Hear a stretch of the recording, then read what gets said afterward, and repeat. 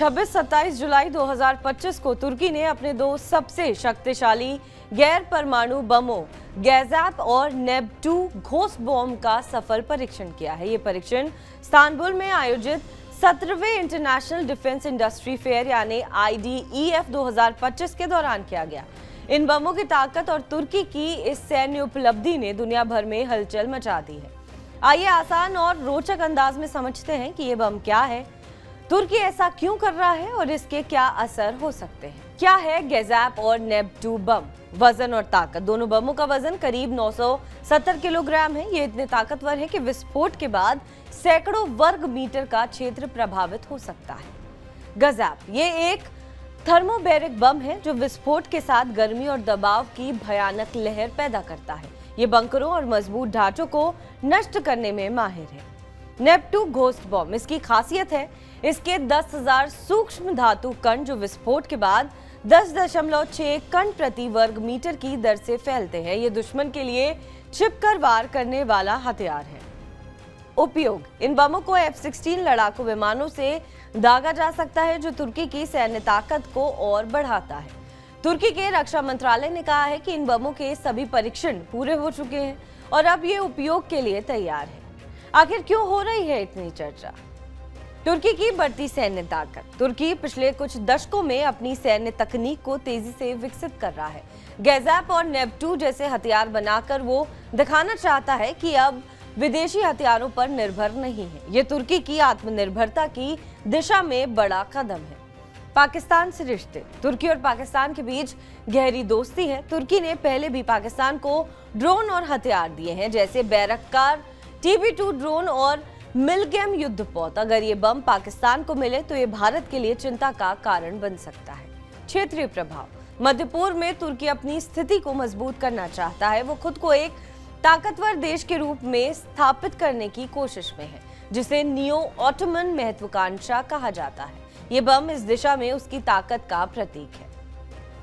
तुर्की ऐसा क्यों कर रहा है? तुर्की के राष्ट्रपति एर्दोगन लंबे समय से चाहते हैं कि तुर्की एक सैन्य और क्षेत्रीय महाशक्ति बने। इसके पीछे कई कारण हैं। क्षेत्रीय दबदबा। मध्य पूर्व में तुर्की सीरिया, लेबनान और अन्य देशों में अपनी मौजूदगी बढ़ाना चाहता है। वो चाहता है कि उसे एक खलीफा देश के रूप में देखा जाए। परमाणु महत्वाकांक्षाएं।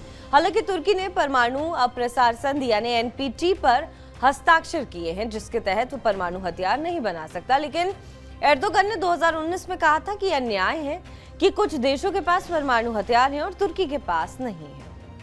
पाकिस्तान से सहयोग। तुर्की और पाकिस्तान के बीच सैन्य और रणनीतिक रिश्ते मजबूत हैं। कुछ लोग मानते हैं कि तुर्की पाकिस्तान से परमाणु तकनीक लेने की कोशिश कर सकता है, हालांकि इसके पुख्ता सबूत अभी तक नहीं है। आत्मनिर्भरता। तुर्की अपनी रक्षा नीति में विदेशी हथियारों पर निर्भरता कम करना चाहता है। गैज़ैप और नेब-2 जैसे हथियार बनाकर वो स्वदेशी तकनीक को बढ़ावा दे रहा है।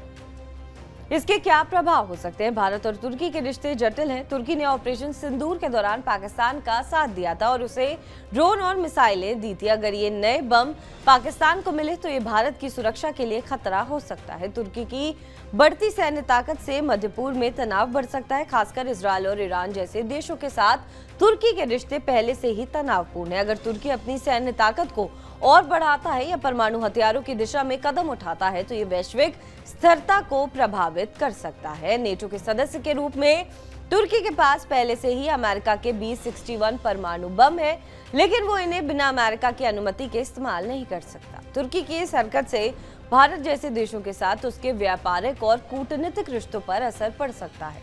भारत पहले ही तुर्की को थोरियम आधारित तकनीक देने से इनकार कर चुका है जिससे एर्दोगन नाराज है। तुर्की की इस नई सैन्य उपलब्धि ने दुनिया का ध्यान खींचा है। एक्सपर्ट्स का मानना है कि तुर्की अपनी सैन्य ताकत बढ़ाने के साथ साथ क्षेत्रीय और वैश्विक मंच पर अपनी स्थिति मजबूत करना चाहता है, लेकिन इसके लिए उसे कई चुनौतियों का सामना करना पड़ सकता है। बहरहाल इस खबर पर आपका क्या कुछ कहना है हमें कमेंट करके जरूर बताएं। बाकी देश और विदेश की तमाम बड़ी खबरों के लिए आप बने रहें TV9 डिजिटल के साथ।